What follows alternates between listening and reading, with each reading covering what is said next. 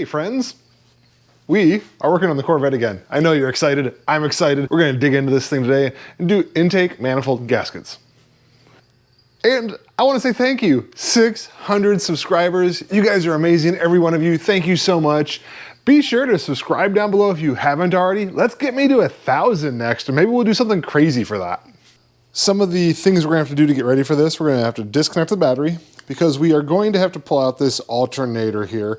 The bracket's connected to the bolt on the intake, so that's gonna have to come off. We're gonna remove these engine covers on the side. The throttle cable is gonna come off right here. I'm going to probably go ahead and just take the throttle body off. I'm gonna replace the gasket between the throttle body and the intake manifold anyway. We'll have to remove some fuel lines here out of the way, disconnect a bunch of sensors and things over this way, and then we'll get to the real job of unbolting the intake. We'll take the fuel rail and stuff off under here as well. So we'll get started on that by disconnecting this battery here. And since the alternator has to come out, I've got my belt tensioner tool that I'm gonna put down on here on the tensioner, release the tension on the belt, so that way I can go ahead, pull the belt off. We're gonna disconnect the alternator and pull that out of the way quick. We'll disconnect the charge wire right here. This runs from the alternator over to the battery. It's a 13 millimeter. We will take that off. And then on the front of the alternator, there's like a T50 bolt here, a T50 bolt here. This one just threads into the alternator. This one here has like a 15 millimeter or so nut on the back that we'll have to hold in place. We'll remove those, pry this out, and we'll disconnect the plug on the bottom of the alternator and get that out of the way.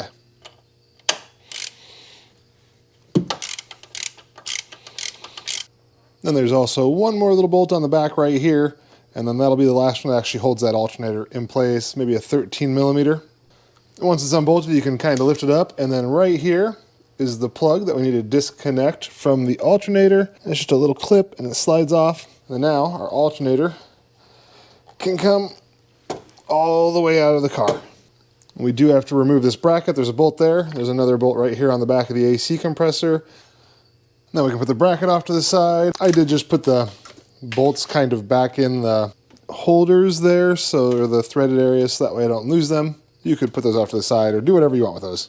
I'm gonna go ahead and take these little engine cover things off, and then on this side here with the throttle cable, on the back side, there's these little clips. You can just squeeze those together with like a pair of pliers and push them through. You might be able to use your fingers on that.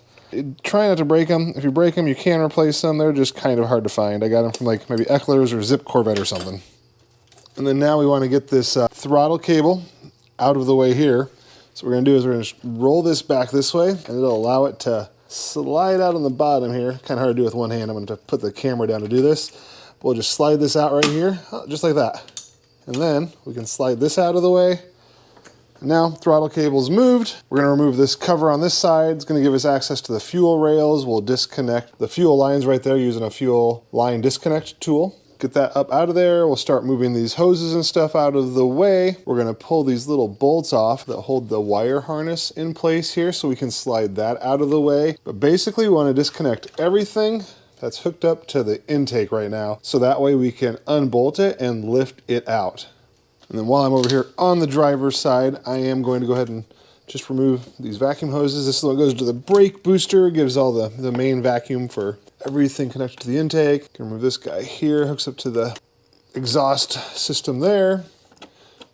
That doesn't need to come off, that's just the PCV valve there. We are gonna have to disconnect the fuel injector harnesses. You just kind of push in, and then those will just wiggle off there. Push with your thumb, you can see it releases the clip right there, and then you just wiggle them and they pop right off. Now I've got those disconnected, and they're in the wire loom in the correct order. You don't have to worry about messing those up too bad unless you're doing something really crazy. But I am gonna go ahead and grab me a wrench so I can pull these guys out here again to get this wire harness so it comes out. I am going to have to move this PCV valve hose just because it's sitting on top of that wire harness, and it'll make it impossible probably to move that out of the way without removing this anyway. We'll get that all moved out of the way, get those off. When I come back, this wire harness will be off to the side now. And if anyone was wondering, these are a 10 millimeter. You can see this whole stud will actually come out as one piece here.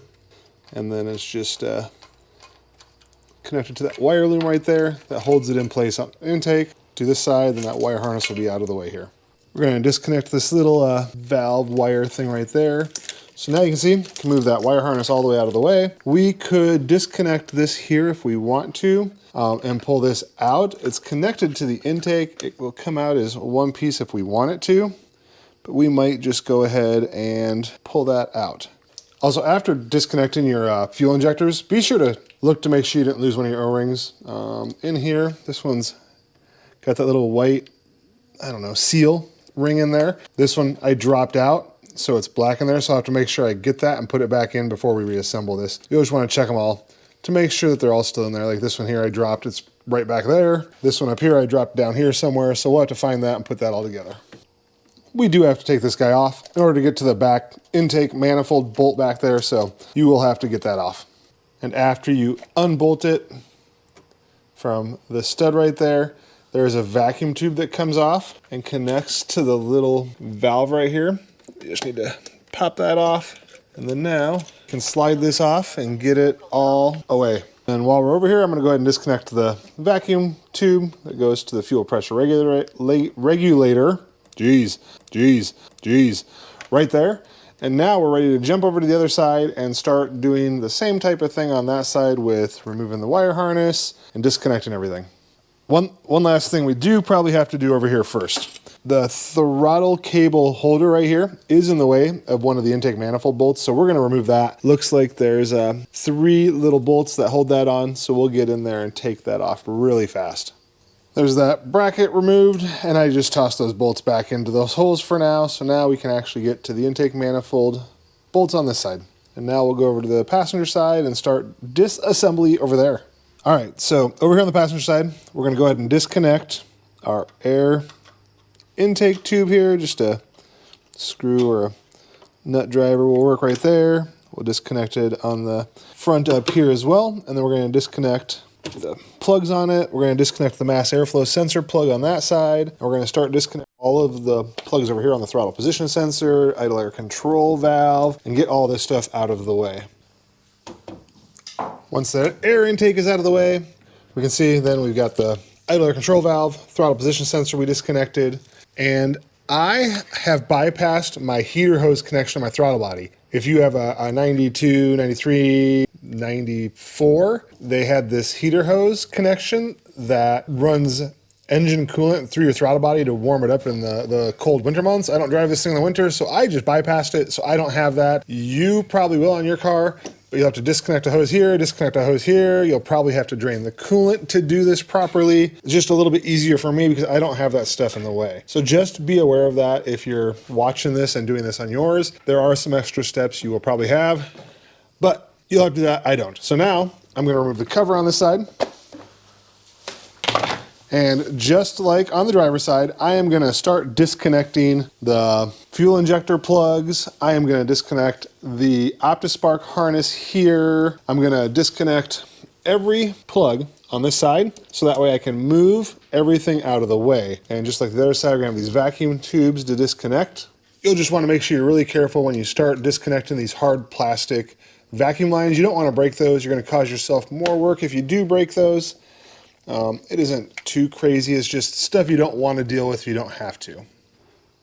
Then again, just disconnect everything, the map sensor, disconnecting, so the idle air control valve, everything up there, disconnecting out of the way. And now, just like the other side, we're going to remove these studs here that are 10mm, disconnect the fuel injectors, and then take this harness and slide it out of the way. I'm going to probably have to unplug the OptiSpark down there. Nope, I can just unplug it here, move that out of the way, and we'll be good. And then I'll probably still have to disconnect like the ignition control module and the coil here, so that way I can move this harness far enough out of the way.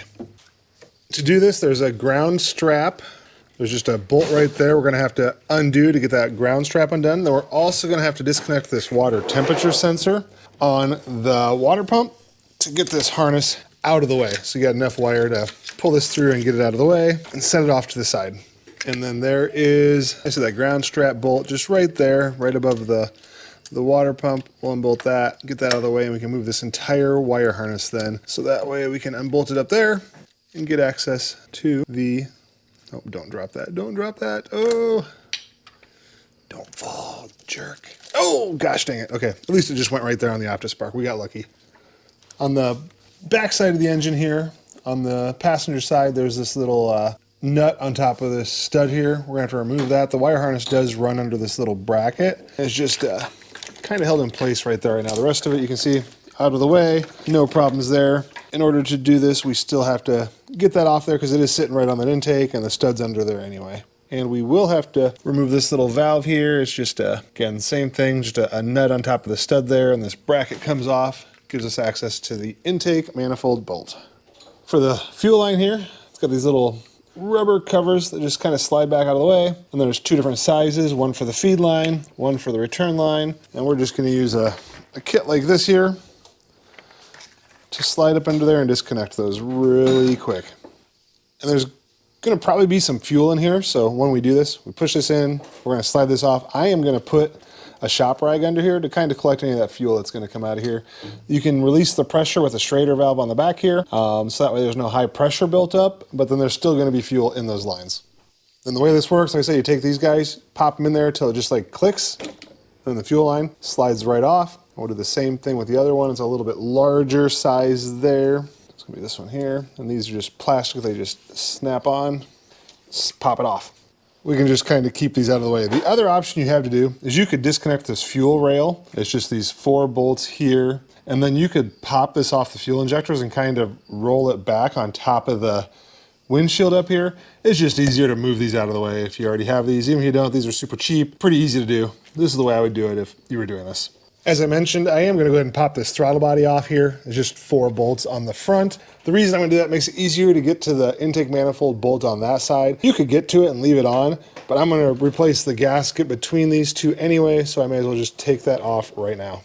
Then once your 4 bolts are off that hold that on, put your throttle body off right there. And like I said, I bypassed these heater hose things on mine, so yours may have some extra steps that mine doesn't have. Again, sorry about that, but you should probably just get rid of that while you're doing yours too, unless you're driving your car in the winter or something. The last thing I feel that I need to remove before doing this is going to be to unbolt this line on the back that goes to that air recirculating system, whatever the heck that stuff is. So that's got to get unbolted, and I think that might be about it. You could take off this EGR valve if you wanted to. I might just leave that on, and then we're just gonna go through and disconnect, take out these intake manifold bolts on both sides, and we should be able to lift out this intake manifold. All right, so we got that disconnected. You can see it's just a flange that holds the pipe in there. There is a gasket. We'll probably have to buy a new gasket unless the gasket kit comes with one, which it might. We'll find out shortly. And now, so we're ready to start pulling out these intake manifold gasket, or the intake manifold bolts, 1, 2, 3, 4, 5, 6 per side. And this thing's about ready to pop out of here. I recently replaced my injectors, brand new O-rings and everything, so I'm not gonna be pulling those out. Actually, I might, because I'm gonna probably clean this off. So I'll probably pull it off when I get to the workbench. And then once you start unbolting this, the only thing really to pay attention to is where you have bolts versus studs based on what sensors and brackets you have. We can see this thing is super dirty, so before I pop this off, I'm gonna probably grab a vacuum cleaner or a scraper and try to clean some of this out so that stuff doesn't fall down into the engine. And we are getting ready to pull the intake manifold out of this car. Honestly, pretty easy job, all things considered. If you've ever done a small block Chevy, pretty much the same thing. All unbolted, ready to come out. Let's get this thing out of here. Who thinks I'm gonna find a bad intake manifold gasket? Who thinks? You guys have been following along. You've seen what's been wrong with my car. Let me know below right now.